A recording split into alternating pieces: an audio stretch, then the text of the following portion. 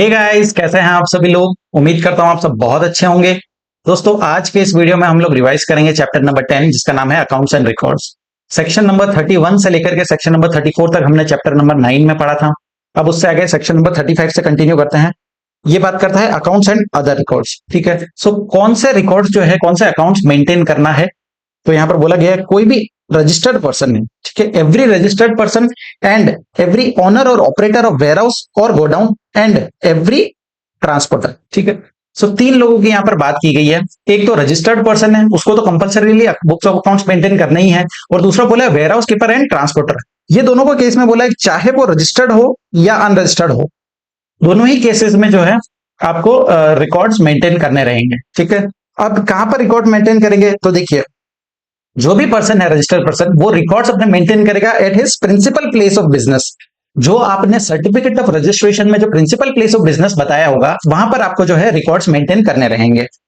लेकिन अगर आपके पास more than one place of business आपने शो किया सर्टिफिकेट ऑफ रजिस्ट्रेशन में, ठीक है, आपने कोई अपना एडिशनल प्लेस ऑफ बिजनेस में शो किया, तो उस केस में उसके रिगार्डिंग जो भी डॉक्यूमेंट्स रहेंगे वो वहां पर एडिशनल प्लेस ऑफ बिजनेस पर आपको मेंटेन करने पड़ेंगे। ठीक है, सो जो भी अगर आपका कोई ब्रांच है तो ब्रांच के रिकॉर्ड जो है ब्रांच में मेंटेन करने पड़ेंगे, और जो भी हेड ऑफिस है तो उसके रिकॉर्ड्स हेड ऑफिस पे मेंटेन करने पड़ेंगे। अब नेक्स्ट क्या बोला है कि the registered person may keep and maintain such accounts and other particulars in electronic form in such manner as may be prescribe. ठीक है, क्योंकि आज का जो जमाना है वो टेक्नोलॉजी का जमाना है, तो आपको कोई भी रिकॉर्ड्स है तो आप चाहे तो वो इलेक्ट्रॉनिक मोड में भी रख सकते हो, या फिर आप अपने फिजिकल जो बुक्स रहती है डॉक्यूमेंट्स के फॉर्म में भी रख सकते हो डॉक्यूमेंट्स। अब कौन कौन से रिकॉर्ड्स जो है यहाँ पर मेंटेन करने पड़ेंगे, तो यहाँ पर बोला है कि a true and correct account of the following is to be maintain. तो यहाँ पर 6 चीजें दी गई है, 6 रिकॉर्ड्स जो है आपको मेंटेन करने पड़ेंगे। कौन कौन से यहाँ पर, प्रोडक्शन और मैन्युफैक्चर ऑफ गुड्स, कितने गुड्स प्रोड्यूस किए, कितने मैन्युफैक्चर किए, उसका डिटेल देना है। Inward and outward supply of goods and services, stock of goods, input tax credit availed, output tax payable and paid and such other particulars as may be prescribe. ठीक है, कौन कौन से 6 चीजें बोली, फिर से कौन कौन सा, प्रोडक्शन एंड मैन्युफैक्चर का रिकॉर्ड होना चाहिए, input and outward, inward and outward supply जो भी किया है आपने गुड्स और सर्विस का, उसका डिटेल होना चाहिए। स्टॉक ऑफ गुड्स का डिटेल होना चाहिए, कितना इनपुट टैक्स क्रेडिट अवेल किया है और कितना आउटपुट टैक्स पेबल है या पे किया है।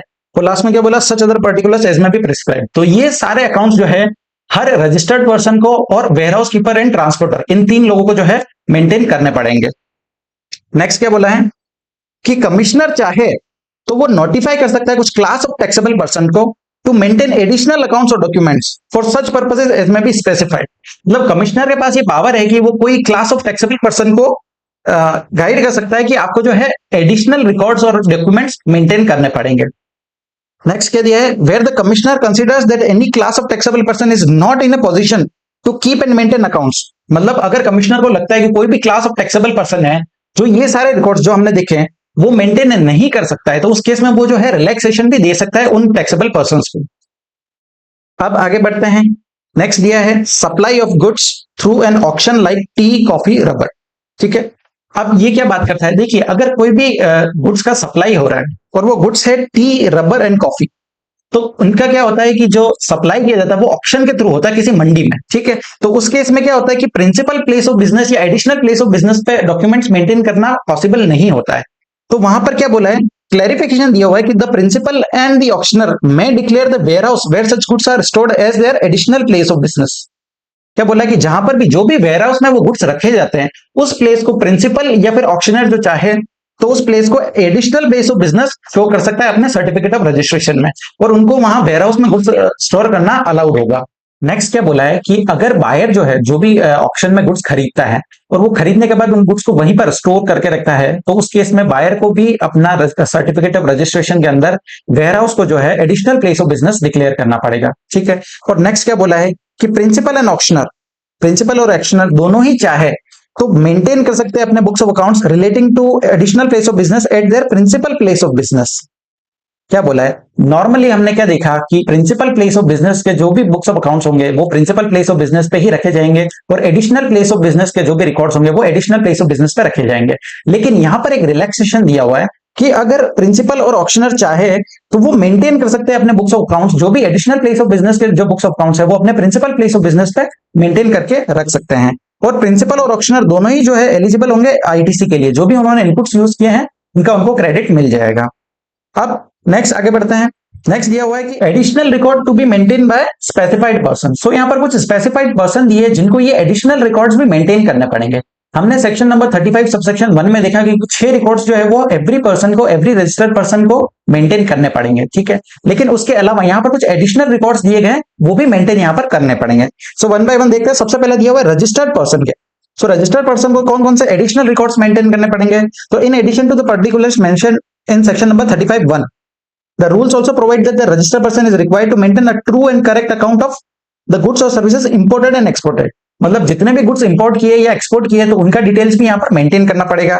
उसके बाद कोई भी टैक्स, अगर कोई भी ऐसा ट्रांजैक्शन है जहां पर टैक्स पेमेंट आ रहा है रिवर्स चार्ज के अंदर, तो उस केस में ये रेलेवेंट डॉक्यूमेंट्स भी रजिस्टर्ड पर्सन को मेंटेन करने पड़ेंगे। कौन कौन से डॉक्यूमेंट हो गए? इनवॉइस हो गया, bill of supply, delivery challan, credit note, debit note, receipt voucher, payment voucher, ये सारे रिकॉर्ड्स भी यहाँ पर रजिस्टर्ड पर्सन को मेंटेन करने पड़ेंगे। नेक्स्ट दिया है सेपरेट अकाउंट्स ऑफ एडवांस। मतलब जितना भी पर्सन को, रजिस्टर्ड पर्सन को जितना भी एडवांस रिसीव हुआ है उसका पूरा डिटेल यहाँ पर रखना पड़ेगा कि कितना एडवांस रिसीव हुआ है, कितना पे किया है और कितना एडजस्ट किया है, ठीक है। आपको कोई भी ट्रांजेक्शन से पहले एडवांस रिसीव हो गया, हो सकता है आपने आधा पार्टली सर्विस दे दिया और पार्टली बाकी है, तो उस केस में आपको कितना एडजस्ट किया है वो भी आपके पास डिटेल होना चाहिए। सो यहाँ पर कंप्लीट रिकॉर्ड होना चाहिए एडवांस के रिलेटेड। नेक्स्ट यह है particulars of name and complete address of the supplier from home he has received the goods और सर्विसेज। मतलब जो भी गुड्स और सर्विस आप रिसीव कर रहे हो तो सप्लायर का नेम एंड एड्रेस भी आपके पास होना चाहिए, और जो गुड्स एंड सर्विसेज आप बेच रहे हो to whom he has supplied, मतलब जो रेसिपिएंट है उसका डिटेल भी होना चाहिए अगर रिक्वायर्ड है लॉ के अंदर, ठीक है। सो ये डिटेल्स भी यहाँ पर मेंटेन करना पड़ेगा रजिस्टर्ड पर्सन को। और नेक्स्ट क्या बोला है? Particulars of complete address of the premises where the goods are stored. मतलब जहां पर आपने गुड्स रखा है उसका डिटेल भी आपके पास होना चाहिए। सो रजिस्टर्ड पर्सन को कौन कौन सी एडिशनल चीजें हैं एक बार फिर से देखते हैं क्या क्या बोला है। तो देखिए इंपोर्ट और एक्सपोर्ट का डिटेल आपके पास होना चाहिए। उसके बाद आरसीएम के अंदर अगर कोई ट्रांजैक्शन है आपका कवर होता है तो उस केस में रेलेवेंट डॉक्यूमेंट्स यहाँ पर मेंटेन करने पड़ेंगे। उसके बाद जितना भी एडवांस रिसीव हुआ है तो उसका डिटेल, कितना रिसीव हुआ है, कितना आपने पे कर दिया है और कितना एडजस्ट किया है, वो सारा रिकॉर्ड्स होना चाहिए। उसके बाद आपके पास नेम एंड कंप्लीट एड्रेस होना चाहिए। जो भी सप्लायर है जिससे आप गुड्स और सर्विस खरीद रहे हो तो उसका डिटेल होना चाहिए। और name and complete address of the person to whom you have supplied, मतलब जो रेसिपिएंट होगा उसका डिटेल भी आपको यहाँ पर रखना पड़ेगा अगर लॉ के अंदर रिक्वायर्ड है। और नेक्स्ट क्या बोला है? वो प्रीमाइसेस का आपके पास कंप्लीट एड्रेस होना चाहिए जहां पर आपने गुड्स को जो है स्टोर करके रखा है। सो ये सारे डॉक्यूमेंट्स रजिस्टर्ड पर्सन को एडिशनली मेंटेन करने पड़ेंगे यहाँ पर, ठीक है। अब नेक्स्ट क्या दिया है? A supplier who has opted for composition scheme is not required to maintain। मतलब देखिए रजिस्टर्ड पर्सन के केस में हमने देखा कि कौन कौन से एडिशनल रिकॉर्ड्स मेंटेन करने पड़ेंगे, लेकिन अगर कोई भी पर्सन है जो रजिस्टर है अंडर कंपोजिशन स्कीम तो उसको ये दो रिकॉर्ड्स जो है ये मेंटेन नहीं करने पड़ेंगे। सेम इसके रिगार्डिंग क्वेश्चन भी दिया हुआ है, सो आप इसको ध्यान से देखिएगा कौन कौन से हैं। तो सबसे पहले बोला स्टॉक ऑफ गुड्स, मतलब कितना गुड्स जो है आपने रिकॉर्ड करके रखा है। तो यहाँ पर गुड्स का क्या क्या रिकॉर्ड्स हो सकता है? देखिए कितना गुड्स आपके पास ओपनिंग में था, ठीक है, ओपनिंग बैलेंस आपका कितना था, फिर आपको कितना रिसीव हुआ, उसके बाद कितना आपने सेल किया है, सप्लाई कितना किया है, कितना आपने लॉस्ट हो गया, स्टोलन हो गया, डिस्ट्रॉय हो गया, या राइट ऑफ कर दिया है, या डिस्पोज ऑफ हो गया बाय वे ऑफ गिफ्ट और फ्री सैंपल्स। सो टोटल आपके पास इन्वेंट्री का रिकॉर्ड होना चाहिए, और लास्ट में कितना क्लोजिंग बैलेंस बचा है आपका। और ये सारी डिटेल्स जो है आपको raw material, finish goods, scrap and waste, इन सब के रिगार्डिंग आपकी होनी चाहिए। सो ये सारी डिटेल्स जो है कंपोजिशन सप्लायर को मेंटेन नहीं करनी, ठीक है। सो फर्स्ट क्या देखा हमने? Stock of goods. सेकंड क्या बोला है? Details of tax. चूंकि कंपोजिशन टैक्सेबल पर्सन जो होता है वो टैक्स पे करता है एक फिक्स रेट से, ठीक है, उसको कोई भी तरह का इनपुट टैक्स क्रेडिट का झंझट नहीं होता। तो यहाँ पर बोला है कि कोई भी टैक्स का डिटेल आपको मेंटेन नहीं करना है। अब टैक्स का कौन कौन सा डिटेल हो गया कि कितना टैक्स कलेक्ट किया। अब देखिए कंपोजिशन टैक्सेबल पर्सन कभी टैक्स कलेक्ट ही नहीं करता है, तो ये सारी चीजें आप देखोगे ना तो यहाँ पर रेलेवेंट ही नहीं है। कितना टैक्स कलेक्ट किया, कितना पे किया, इनपुट टैक्स क्रेडिट। अब इनपुट टैक्स क्रेडिट जो है कंपोजिशन टैक्सेबल पर्सन ले ही नहीं सकता, ठीक है। Tax invoice, credit note. Tax invoice जो कंपोजिशन टैक्सेबल पर्सन होता है वो बिल ऑफ सप्लाई इशू करता है, ना कि टैक्स इनवॉइस। तो ये सारी डिटेल्स जो है कंपोजिशन स्कीम के अंदर जो आपको मेंटेन नहीं करनी। कौन कौन सी? Details of taxes and stock of goods. ये दो डिटेल को छोड़ करके बाकी सारी डिटेल्स जो है मेंटेन करनी पड़ेगी कंपोजिशन टैक्सेबल पर्सन को भी। अब नेक्स्ट आगे बढ़ते हैं। नेक्स्ट क्या बोला है? एजेंट। एजेंट के केस में क्या बोला है? कौन कौन से एडिशनल रिकॉर्ड्स मेंटेन करने पड़ेंगे। तो फर्स्ट बोला है authorisation received. Authorization received from each principal to receive supply goods or services on behalf of his behalf। मतलब क्या बोला है कि जो भी एजेंट है जो किसी प्रिंसिपल के बिहाफ पे कोई गुड्स और सर्विसेज रिसीव कर रहा है या फिर सप्लाई कर रहा है तो उसका जो भी ऑथराइजेशन उसे मिला है उसका डॉक्यूमेंट उसके पास होना चाहिए। नेक्स्ट बोला है पर्टिकुलर्स ऑफ गुड्स और सर्विसेज रिसीव्ड, मतलब कितना गुड्स और सर्विस आपने रिसीव किया किसी प्रिंसिपल के बिहाफ पे, उसका रिकॉर्ड होना चाहिए, और कितने गुड्स और सर्विसेज सप्लाई किए है ऑन बिहाफ ऑफ प्रिंसिपल, ये दोनों का ही रिकॉर्ड जो है एजेंट को मेंटेन करना पड़ेगा एडिशनली। उसके बाद नेक्स्ट ये बोला details of accounts furnish to every principal, मतलब जो भी अकाउंट्स फर्निश करता है अपने प्रिंसिपल को उसका डिटेल भी यहाँ पर मेंटेन करना पड़ेगा। और लास्ट का बोला tax paid on receipt and supply of goods और services effected on behalf of every principal, मतलब जो भी गुड्स रिसीव किए प्रिंसिपल के बिहाफ पे या फिर जो भी गुड्स सप्लाई किए प्रिंसिपल के बिहाफ पे, दोनों का ही केस में जितना भी टैक्स का पेमेंट किया है एजेंट ने उसका डिटेल भी यहाँ पर उसको मेंटेन करना पड़ेगा। सो ये 4 रिकॉर्ड्स जो है एजेंट को एडिशनली मेंटेन करने पड़ेंगे। अब नेक्स्ट आ जाते हैं मैन्युफैक्चरर पे। मैन्युफैक्चरर को कौन से एडिशनल रिकॉर्ड्स मेंटेन करने पड़ेंगे, तो क्या बोला है monthly production accounts showing quantitative details. Quantitative details किसका बोला है, रॉ मटेरियल्स और सर्विसेज यूज्ड इन मैन्युफैक्चरिंग, मतलब वो कोई भी गुड्स या सर्विसेज को मैन्युफैक्चर कर रहा है मान लीजिए, तो उस केस में जितना भी उसने रॉ मटेरियल यूज किया या फिर जो भी सर्विसेज उसने यूज की मैन्युफैक्चरिंग के दौरान उसका उसके पास क्वांटिटेटिव डिटेल्स होना चाहिए। और नेक्स्ट क्या बोला है, जो भी गुड्स मैन्युफैक्चर हुए फाइनली आपने मैन्युफैक्चरिंग किया उसके बाद जितने भी गुड्स मैन्युफैक्चर हुए हैं फाइनल प्रोडक्ट जो फिनिश प्रोडक्ट होता है उसका डिटेल होना चाहिए, और इंक्लूडिंग एनी वेस्ट और बाय प्रोडक्ट्स। जब भी आप मैन्युफैक्चरिंग करते हो तो आपका कुछ ना कुछ वेस्ट जनरेट होगा या कोई हो सकता है बाय प्रोडक्ट भी जनरेट हो, तो उस केस में सारा डिटेल जो है मैन्युफैक्चरर को मेंटेन करना पड़ेगा। अब आगे बढ़ते हैं, नेक्स्ट क्या बोला है सर्विस प्रोवाइडर। अभी हमने देखा कि मैन्युफैक्चरर को कौन सा रिकॉर्ड्स मेंटेन करने हैं, अब नेक्स्ट ये है सर्विस प्रोवाइडर।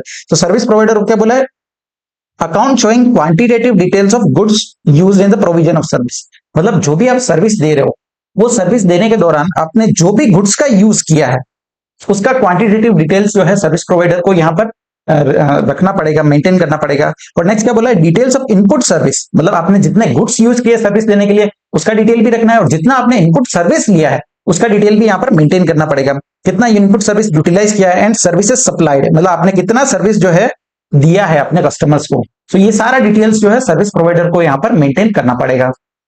अब नेक्स्ट आ जाते हैं, नेक्स्ट क्या दिया है पर्सन एग्जीक्यूटिंग वर्क्स कॉन्ट्रैक्ट, मतलब कोई भी पर्सन है जो वर्क्स कॉन्ट्रैक्ट की सर्विस दे रहा है, तो उस केस में उसको एडिशनल रिकॉर्ड्स क्या मेंटेन करना पड़ेंगे, तो देखिए the name and address of the person on whose behalf the work contract is executed, मतलब किसके बिहाफ पे वर्क कॉन्ट्रैक्ट कर रहे हो उसका नेम एंड एड्रेस आपके पास होना चाहिए। और नेक्स्ट क्या बोला है name and address of the supplier from home he has received goods and services, मतलब आप वर्क्स कॉन्ट्रैक्ट दे रहे हो तो जो भी गुड्स और सर्विस आप रिसीव कर रहे हो किसी सप्लायर से तो उस सप्लायर का डिटेल भी यहाँ पर आपके पास होना चाहिए।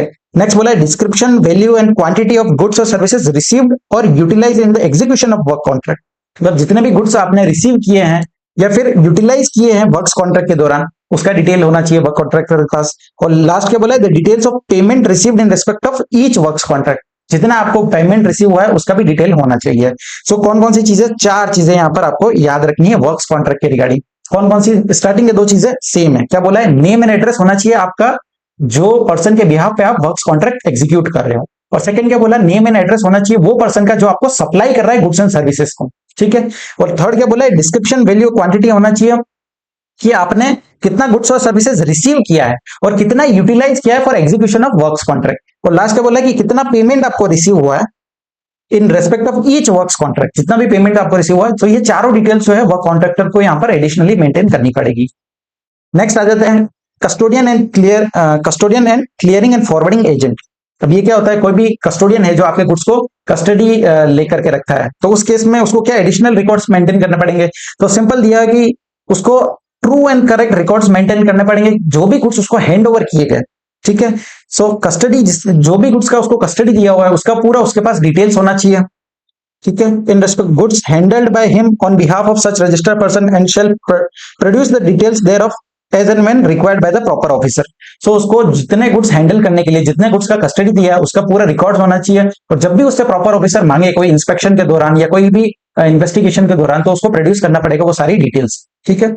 नेक्स्ट आगे बढ़ते हैं हम, नेक्स्ट दिया है owner and operator of warehouse and godown and transporter, ठीक है, दोनों की बात की है। सो इन केस में क्या बोला है एवरी ओनर और ऑपरेटर ऑफ वेयर हाउस और godown and every transporter whether registered और नॉट, ठीक है। हमने ये चैप्टर की शुरुआत में ही देखा था कि किस किस पर्सन को रिकॉर्ड्स मेंटेन करने पड़ते हैं, तो एक तो रजिस्टर्ड पर्सन हो गया और दूसरा warehouse keeper and transporter. इन दोनों लोगों चाहे रजिस्टर्ड हो या ना हो दोनों ही केसेस में उनको अकाउंट्स एंड रिकॉर्ड्स मेंटेन करने पड़ेंगे। अब क्या रिकॉर्ड्स मेंटेन करेंगे, तो जो भी कंसाइनर है या कंसाइनी है या अदर रिलेवेंट डिटेल्स है वो सारी डिटेल्स यहाँ पर उनको मेंटेन करनी पड़ेगी। अब अगर वो जीएसटी के अंदर रजिस्टर्ड नहीं है, वेयर हाउस कीपर है या ट्रांसपोर्टर है जो जीएसटी के अंदर एज ऑफ नाउ रजिस्टर्ड नहीं है, तो उस केस में उसको क्या करना पड़ेगा, उस केस में उसको एक यूनिक एनरोलमेंट नंबर के लिए अप्लाई करना पड़ेगा, ठीक है। और वो अप्लाई करेगा इलेक्ट्रॉनिकली फॉर्म जीएसटी ENR01, ठीक है। सो इस फॉर्म के अंदर उसको एनरोलमेंट नंबर लेना पड़ेगा और उसके बाद जो है वो यहाँ पर रिकॉर्ड्स मेंटेन कर सकता है।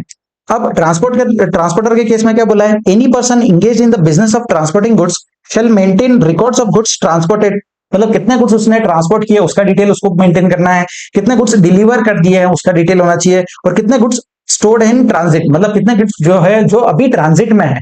सो इन सब का रिकॉर्ड जो है ट्रांसपोर्टर के पास होना चाहिए, सारी डिटेल्स। और साथ में along with GSTN of the registered consignor and consignee for each of his business, मतलब जो भी कंसाइन जिस भी कंसाइनर का वो गुड्स लेकर के जा रहा है, ट्रांसपोर्ट कर रहा है, तो उस कंसाइनर का GSTN भी होना चाहिए, और जो कंसाइनी है जहां पर वो गुड्स डिलीवर करने वाला है उसका डिटेल भी यहाँ पर ट्रांसपोर्टर के पास होना चाहिए।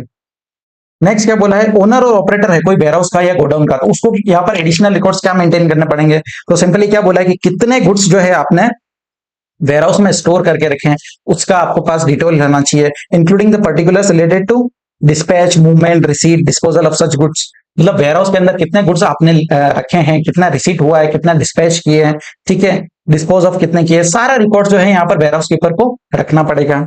और नेक्स्ट क्या बोला है, जो भी वेयरहाउस कीपर है जो भी गोडाउन को ऑपरेट कर रहा है, तो उस व्यक्ति को जो है गुड्स इस तरह से रखने पड़ेंगे कि वो आइटम वाइज भी आइडेंटिफाई कर सको आप, और ओनरशिप वाइज भी उसको आइडेंटिफाई किया जा सके। अब मान लीजिए कोई भी प्रॉपर ऑफिसर है जिसको कोई इंस्पेक्शन करना है या कोई इन्वेस्टिगेशन करना है किसी गोडाउन में, तो उस केस में जो भी आइटम्स रखे गए वो ओनर वाइज भी रखे होने चाहिए और आइटम वाइज भी यहाँ पर आइडेंटिफाइबल होने चाहिए ताकि वो इजीली इंस्पेक्शन कर सके। सो ये सारे रिकॉर्ड्स जो है वो मेंटेन यहाँ पर करने पड़ेंगे। अब नेक्स्ट आ जाते हैं, how the accounts and records will be maintain, मतलब अभी अब तक हमने ये देखा कि कौन कौन किस किस पर्सन को रिकॉर्ड्स मेंटेन करने हैं और कौन कौन से रिकॉर्ड्स यहाँ पर मेंटेन करने हैं, ठीक है। 6 रिकॉर्ड्स हमने देखे थे, कौन कौन से, पहला था production and manufacturing of goods, जितने गुड्स को मैन्युफैक्चर किया, प्रोडक्शन किया, उसका डिटेल होना चाहिए। दूसरा इनवर्ड एंड आउटवर्ड सप्लाई कितना किया है। थर्ड स्टॉक ऑफ गुड्स हो गया। उसके बाद इनपुट टैक्स क्रेडिट कितना अवेल किया है, आउटपुट टैक्स कितना पेबल है या कितना पे किया है, और last such other particulars as may be prescribe. सो ये सारे रिकॉर्ड जो है आपको मेंटेन करने पड़ेंगे। उसके बाद हमने एडिशनल रिकॉर्ड्स देखे कि कौन कौन से एडिशनल रिकॉर्ड्स मेंटेन करने पड़ेंगे। कुछ स्पेसिफाइड पर्सन दिए थे, रजिस्टर्ड पर्सन हो गया, एजेंट हो गया, मैन्युफैक्चरर हो गया, सर्विस प्रोवाइडर्स हो गया। तो इन सारों को कौन कौन से रिकॉर्ड्स मेंटेन करने पड़ेंगे एडिशनली, वो हमने देखा। अब रिकॉर्ड्स कैसे मेंटेन किए जाएंगे, तो देखिए यहाँ पर 2 ऑप्शन दिए कि रिकॉर्ड्स में बी मेंटेन मैन्युअली, मतलब आप चाहो तो मैन्युअली भी रिकॉर्ड्स को मेंटेन कर सकते हो, लेकिन each volume of the books of accounts maintain manually by the registered person shall be serially numbered, मतलब जितने भी बुक्स आप वॉल्यूम्स मेंटेन कर रहे हो वो सीरियली नंबर्ड होनी चाहिए, ठीक है। और उस केस में आप मैन्युअली भी रिकॉर्ड्स को मेंटेन कर सकते हो। नेक्स्ट क्या बोला है कि रिकॉर्ड्स में भी मेंटेन इन इलेक्ट्रॉनिक फॉर्म, मतलब आप इलेक्ट्रॉनिक फॉर्म में भी रिकॉर्ड्स को मेंटेन कर सकते हो, लेकिन अगर इलेक्ट्रॉनिक फॉर्म में मेंटेन कर रहे हो तो आपको इन चीजों का ध्यान रखना पड़ेगा। क्या क्या बातें बोलिए कि सबसे पहला दिया है कि records in electronic form be authenticated by a digital signature, मतलब जो भी आपने रिकॉर्ड्स मेंटेन किए वो ऑथेंटिकेटेड होने चाहिए डिजिटल सिग्नेचर के द्वारा। नेक्स्ट क्या बोला है कि आपके पास प्रॉपर बैकअप होना चाहिए, जो भी रिकॉर्ड्स आप मेंटेन कर रहे हो उसका बैकअप लेकर रखोगे तो वो लंबे समय तक आप उसको प्रिजर्व करके रख सकते हो। थर्ड क्या बोला है कि जब भी वो डिमांड किया जाए उन रिकॉर्ड्स को, तो उस केस में आप उन जो भी इलेक्ट्रॉनिक फॉर्म में आपने रिकॉर्ड्स रखे हैं उसको आप हार्ड कॉपी में प्रोड्यूस कर सकते हो, या फिर आप कोई भी इलेक्ट्रॉनिक रीडेबल फॉर्मेट में जिसको पढ़ा जा सके उस फॉर्मेट में आप उसको प्रोड्यूस कर सकते हो। अगर कोई इंक्वायरी के दौरान या इन्वेस्टिगेशन के दौरान प्रॉपर ऑफिसर आपसे मांगे तो आप वो चीजें दे सकते हो। और फोर्थ क्या बोला, जो भी फाइल्स आपने लेकर के रखी उसका डिटेल आपके पास होना चाहिए, कौन कौन से फाइल्स हमने मेंटेन की, क्या क्या उसके पासवर्ड्स है या जो भी एक्सेस है उसका वो आपको एक्सेस देना पड़ेगा अगर कोई भी डिमांड करता है उसका, ठीक है। सो ये सारी चीजें आपको ध्यान रखनी है अगर आप रिकॉर्ड कर रहे हो इलेक्ट्रॉनिक फॉर्म में। नेक्स्ट क्या दिया है, कुछ पॉइंट्स आपको ध्यान रखने हैं, जैसे कि कोई भी एंट्री जो है आप इरेज नहीं कर सकते या ओवरराइट नहीं कर सकते हैं। उसके बाद नेक्स्ट क्लरिकल नेचर्स को छोड़ के कोई भी अगर आप कोई भी चेंजेस कर रहे हो तो वो प्रॉपर अंडर अटेस्टेशन होना चाहिए। और in case electronic records being maintain a log of every entry edited और डिलीटेड शेल बी मेंटेन, मतलब आपका जो भी एंट्री एडिट कर रहे हो या डिलीट कर रहे हो उसके पास आपके पास एक कोई ना कोई रिकॉर्ड होना चाहिए। सो ये सारी बातें आपको ध्यान रखनी है अगर आप इलेक्ट्रॉनिक फॉर्म में रिकॉर्ड्स को मेंटेन कर रहे हो। अब नेक्स्ट क्या दिया है, what are the consequences of failure to maintain the accounts, मतलब आप अगर ये रिकॉर्ड्स मेंटेन नहीं कर पाए जो भी हमने अभी तक पढ़ा, अगर वो आप मेंटेन नहीं कर सकते हो तो उस केस में क्या बोला कि प्रॉपर ऑफिसर जो है आपकी टैक्स लाइबिलिटी डिटरमाइन करेगा यहाँ पर कि जो भी गुड्स आपने रिकॉर्ड, जो भी गुड्स या सर्विसेज आपने अनअकाउंटेड रखे हैं, जिसका कोई रिकॉर्ड्स मेंटेन नहीं किया, तो उसके रिगार्डिंग प्रॉपर ऑफिसर आपका लाइबिलिटी डिटरमाइन करेगा। और प्रॉपर ऑफिसर चाहे तो सेक्शन नंबर 73 एंड 74 जो डिमांड एंड रिकवरी के प्रोविजंस है वो भी आप पर जो है इन्वोक कर सकता है अगर आपने ये प्रोविजंस का कंप्लाई नहीं किया। ठीक है, अब आगे आ जाते हैं। नेक्स्ट क्या दिया है, period of retention of account, section number 36। ये क्या बात करता है, कितने पीरियड तक आपको रिकॉर्ड्स मेंटेन करने हैं। ठीक है, सो अभी तक हमने देखा कि कौन कौन से रिकॉर्ड्स यहाँ पर हमने को मेंटेन करने हैं, लेकिन कितना पीरियड तक करना है, तो यहाँ पर बोला है 72 मंथ्स, मतलब 6 साल तक आपको जो है रिकॉर्ड्स मेंटेन करके रखना है। और 6 साल कहां से देखना है, from the due date of furnishing of annual return for the year pertaining to such accounts and records, मतलब जब आप अपना एनुअल रिटर्न फाइल करोगे वहां से आपको जो है 72 मंथ्स देखना है और उतने टाइम पीरियड तक जो है अकाउंट्स एंड रिकॉर्ड्स आपको प्रिजर्व करके रखना है। नेक्स्ट क्या दिया है, अगर कोई अपील या रिवीजन का केस है, ठीक है, कोई भी मैटर है जो आपका आपका कोई अपील चल रहा है या रिवीजन चल रहा है या कोई भी प्रोसीडिंग्स चल रही है, कोई भी इन्वेस्टिगेशन चल रहा है, तो उस केस में आपको टाइम लिमिट क्या दिया गया है, तो 1 year after the final disposal of such appeal, revision, proceedings और इन्वेस्टिगेशन, मतलब जब आपका अपील का जो फाइनल रिजल्ट आता है उसके 1 ईयर के बाद से आपको देखना है, या फिर 72 months from the due date of furnishing of annual return for the year pertaining to such accounts and records. So whichever is later, आपको ध्यान रखना दोनों में से जो भी लेटर होगा उतने टाइम पीरियड जो है तक आपको रिकॉर्ड्स मेंटेन करके रखना पड़ेगा। सो ये था हमारा चैप्टर नंबर 10 जो बात करता है accounts and records. Next concept जो दिया है ई वे बिल, वो हम नेक्स्ट लेक्चर में यहाँ पर समझेंगे। अभी तक के लिए इतना ही। सो आई होप आपको ये वीडियो पसंद आया होगा। आपको अगर अच्छा लगे तो जरूर इसको लाइक कीजिए।